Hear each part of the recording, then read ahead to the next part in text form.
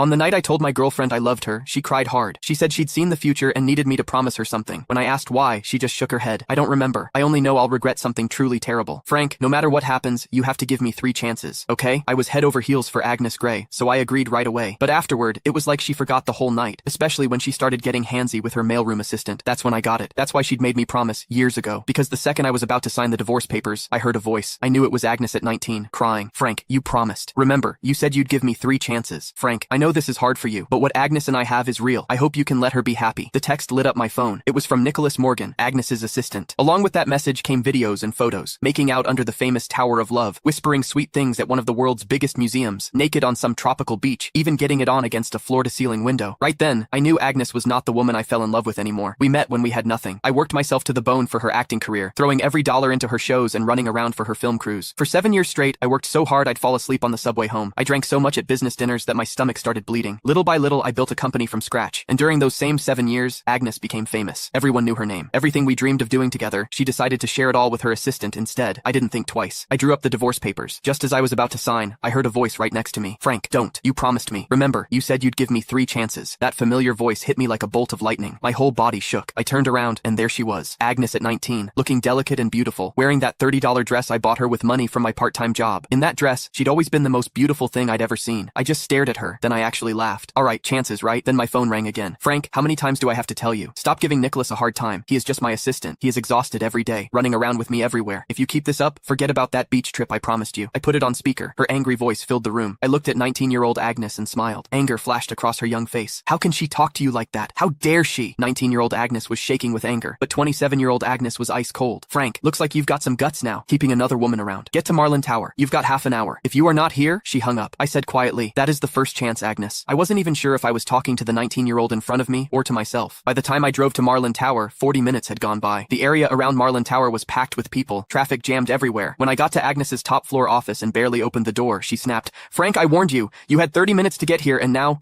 I cut her off, turned around, and flopped onto the couch like I didn't care. Nicholas was there too. He kept his head down, eyes all red, his right hand holding his left wrist. My attitude seemed to set Agnes off. She slammed her hand on the desk. Frank, what is with that attitude? You still won't admit you were wrong? But before I could say anything, Nicholas jumped in. It is nothing really, just a watch. Don't blame Frank. That just made Agnes angrier. But instead of yelling at him, she held back and softened her voice. How can you say it is nothing? He is so petty. He even tried to steal the birthday gift he gave you. Don't worry, I am not taking his side. Then she turned back to me, her voice sharp as a knife. Frank, I am giving you one last chance. Give Nicholas his watch back. I'd lost count of how many times this had happened. No matter how many times Nicholas set me up, no matter what I said, it never mattered. The woman who used to trust me completely now only doubted me. Couldn't be bothered to argue. I